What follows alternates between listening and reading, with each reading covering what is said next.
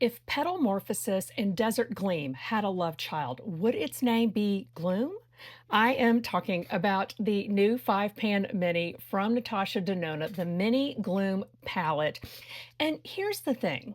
It's almost like three people were invited to a party where there was a dress code, and they interpreted that dress code very, very differently, which I kind of love.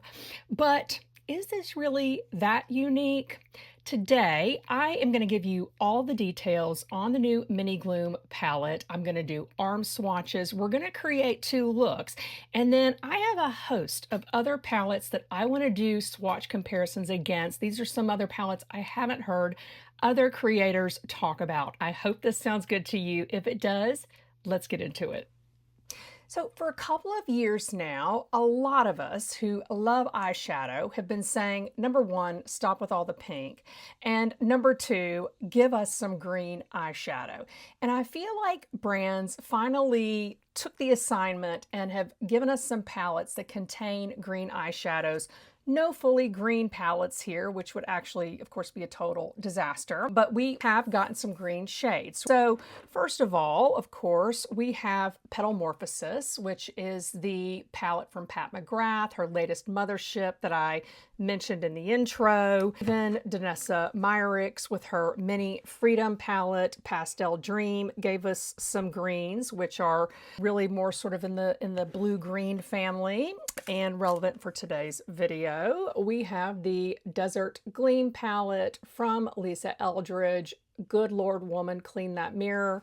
And then, of course, today, the focus of this video is the Mini Gloom palette from Natasha Denona. And can we just take a moment here and say, who the heck is coming up with these palette names at Natasha Denona? I gotta make fun of the whole I need a nude, I need a warm, the whole I need thing just, it boggles my mind. But gloom is certainly a word that I immediately associate with doom, and doom is what I am trying to avoid every time I sit down and put on makeup. But let's get back to the details of this palette. So this, whoa, oh, excuse me.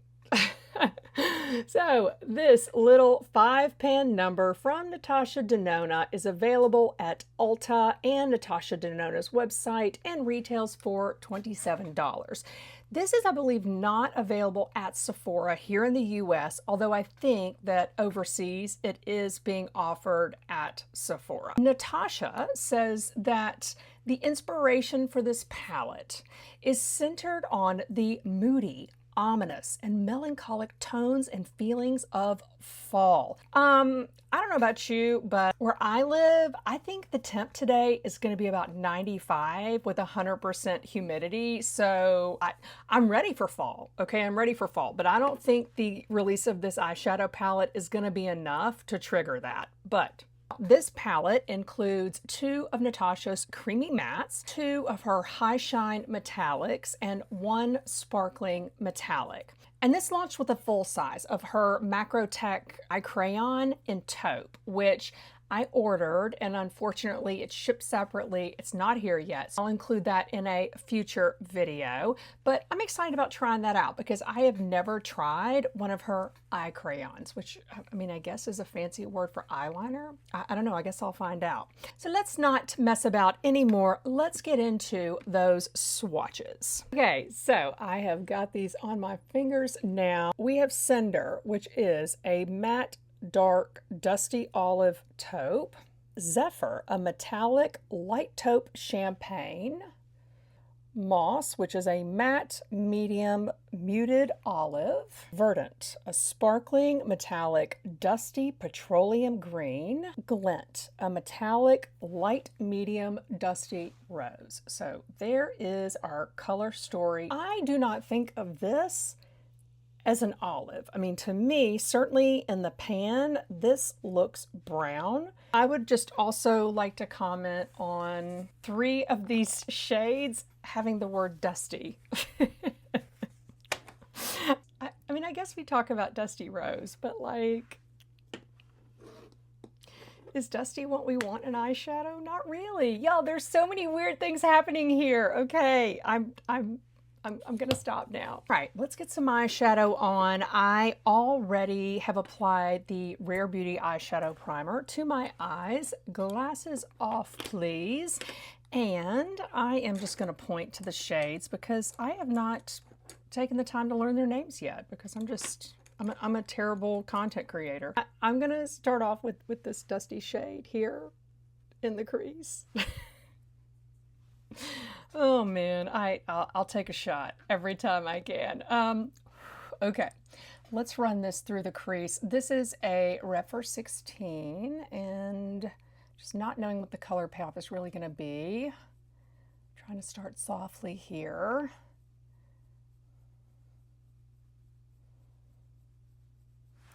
And boy, did I will say this is blending out really well. So easy to not make a mistake. You know, I talked about this too in one of my recent videos that I feel like Natasha has been creating palettes that are just a lot lighter overall. And of course, I've heard some complaints about that, you know, her shadows, whether you're talking about the mattes, but especially the shimmers, the metallics, really just don't pack the same punch.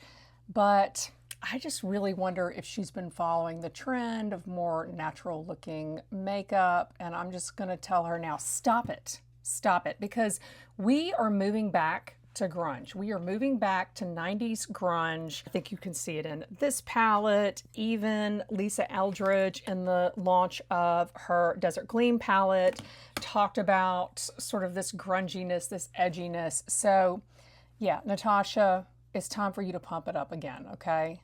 Just sort of relaxing my eye now to get enough of this shade above the fold.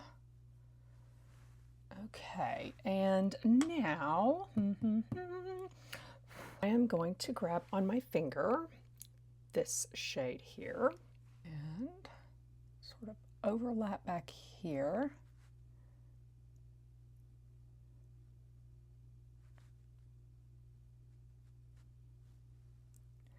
And as I apply this, I will tell you that I really feel like it was this sort of khaki green that for me, and probably for a lot of you, made you go, Desert Gleam. And then it was really this shade that I just applied that made me think of Petalmorphosis.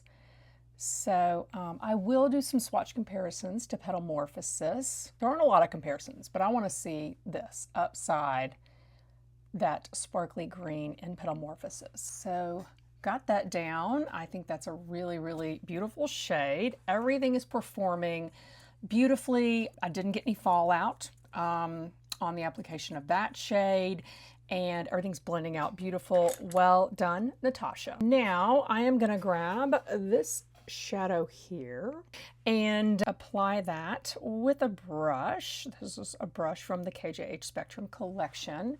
And I am gonna go in the inner corner here. I'm kind of wondering, hold on, let me pull this over a little bit.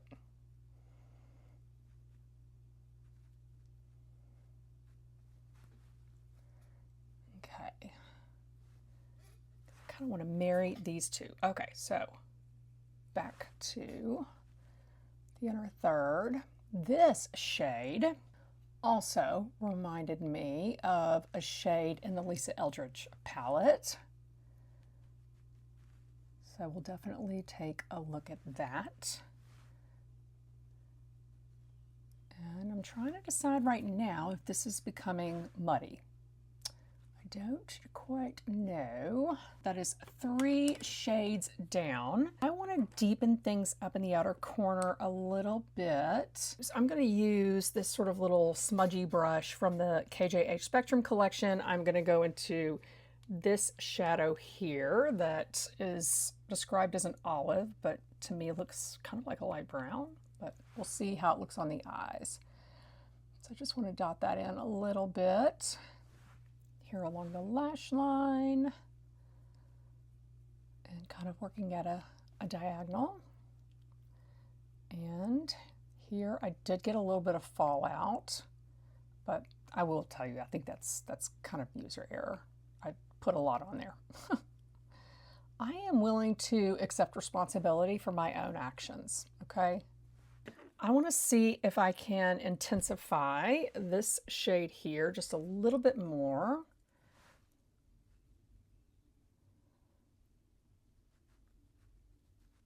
I'm sort of liking this. I think that came together pretty well. On the bottom lash line here, I am going to lay down some of my Endless Cacao from Makeup Forever. Part of the reason I wanted to get that eye crayon is because I wanted to see how it compared to this, because this really is, you know, a holy grail for me. I use it almost every time I apply makeup, and it's a great product, but, you know, just want to see how it performs against something else, and the shades may be entirely different to where this doesn't serve the same purpose. Eye number 1 done. Let's move on to eye number 2. We've got to use this sort of pinky champagne, obviously, because we haven't used that one yet. Let's go full on in the outer corner with this brown olive shade. And for that, I am going to grab my Refer 32, which is one of my favorite sort of outer corner brushes. So I just want to kind of run this up at a diagonal a bit.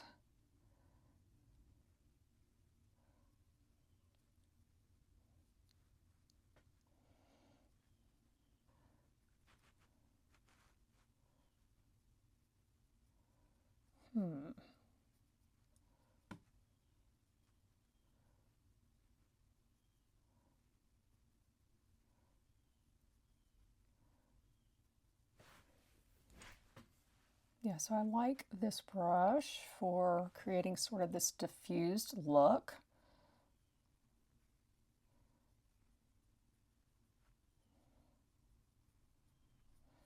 I will say sometimes when I use this, I have to go back in with a smaller brush and create a little more depth here, so we can always do that. But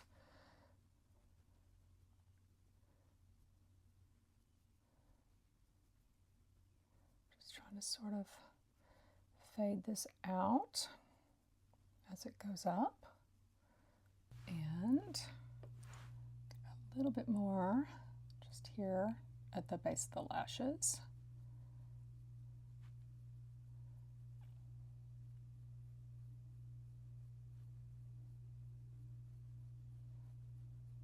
Let's just go ahead and go with this sort of pinky champagne shade here. Definitely not that pinky. Oh, well, I don't know. See, once I put it on the eyes, I can definitely see more of the pink. I am going to refine this with a brush. And so now I'm just trying to, with the tip of my finger, kind of get more in this space up here, not as much along the lash line. I'm just going to use the other side of this same KJH Spectrum Collection brush.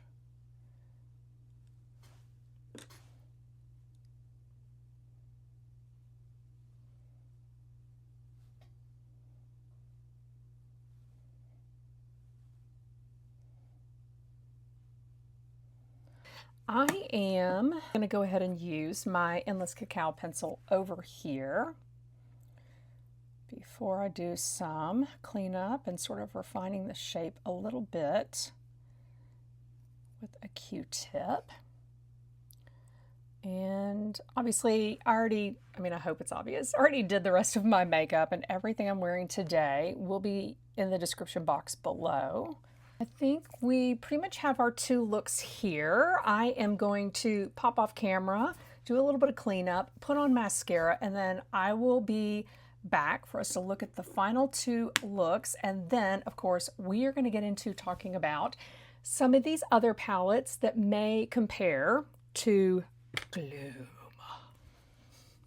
All right, guys, I'm back, and here are the final two looks. I applied a couple layers of the Cloud Mascara from Sweet Beauty, which I have absolutely been loving. As I'm looking at these looks and looking at this palette, I am honest to goodness trying to figure out what other looks I would create with this palette. It's a 5-pan, which means that you're not necessarily going to get much diversity. I do think it's beautiful. I am happy with both of these looks. I do think that potentially this green here is pretty unique, but let's find out if that's the case, because we are going to get into some swatch comparisons now. One of the things about this shade is that really a lot of people said that they felt like they could see some blue in it. Let's check that out for ourselves. But first, I am going to put on my little hand here that shade from Gloom. And now, because I have been dying to do this, we are going to pull out Petalmorphosis. Yes, this is probably going to come up as really just more of a Christmas green. I mean, it is pretty bright, but I just couldn't help but wonder. There we have Gloom and Petalmorphosis. So yes, Pat's shade has a lot more true green in it. I had kind of wondered about Retro Glam. These two on the end here are from Retro Glam. Looking at all these together, you kind of get a sense that the Gloom palette has a little bit more sort of black, or maybe that's the blue, in the base. So another palette that I wanted to compare this against is Nouveau. And I don't know, do you look at this and go, wait a minute, wait just a minute. Okay, so these here obviously are from the ABH Nouveau palette. And yeah, I don't think that we've got a match on any of these greens, but can we agree that there might be something here upside that sort of champagne green that is in Gloom? Let's check that out. Okay, so starting off with this shade, we've got that shade down there. And now I want to look at this shade upside that. Is this a ding, ding, ding, ding, ding, ding, ding? I don't know, guys. That looks really, really, really close to me. We have to now check out this shade here from Desert Gleam. Definitely a lot more gold, probably not as much base in your face. So far though, I would say that the Gloom shade and the ABH Nouveau shade really look almost identical. In fact, I am gonna just take on my pinky a little bit of this shade from Nouveau, and I'm gonna add that to the inner corner if I can, without making a huge mess. And now I am going to take that very, very similar looking shade from Gloom and kind of pop that in the inner corner a little bit over here. I feel like on the eyes, they look almost identical. Now, let's move on to the khaki green. I'm picking up that one first. And next to that, I am going to go ahead and do the khaki green from Desert Gleam, just because we have to. Going back in for more of the Lisa Eldridge. Okay, so this one is the Lisa Eldridge. Okay, let's go back to Nouveau from ABH. I want to check out this matte here. So much, much deeper shade there. Just for giggles, let's grab this one here. This is the Retro Glam, that really dark green, and I just can't help myself but to swatch it upside that really dark green from Petalmorphosis. Yeah, this is like 50 shades of green now. What have I not swatched? Oh, I know. This was a palette I was dying to break out. Metropolis.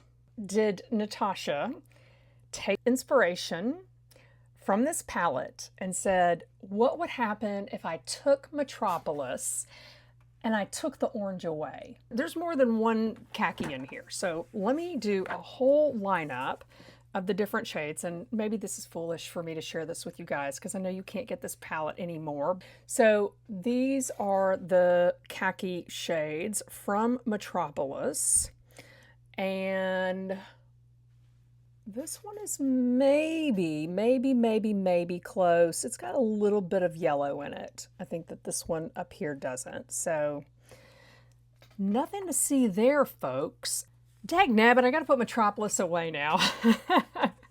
We got no joy on that one. Just wanted to share some of those different comparisons with you guys that I feel like I really haven't seen other people talking about as much. I still believe that between Petalmorphosis,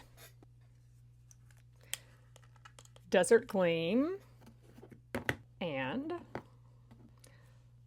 Gloom, that we are talking about three different women who read a dress code very, very differently. I still believe this. So guys, I hope that you have enjoyed today's video, and I hope it has helped you if you've been trying to decide whether or not you want to pick this palette up. I'm going to keep playing with this, and if I find some different looks that I think that you guys may want to see, I'll do a follow-up video sharing those looks with you, as well as the taupe eye crayon. So thank you so much for watching today, and if you are not subscribed, I hope that you will consider subscribing, and that if you like this video, you will give it a big thumbs up. I look forward to seeing you next time. Bye.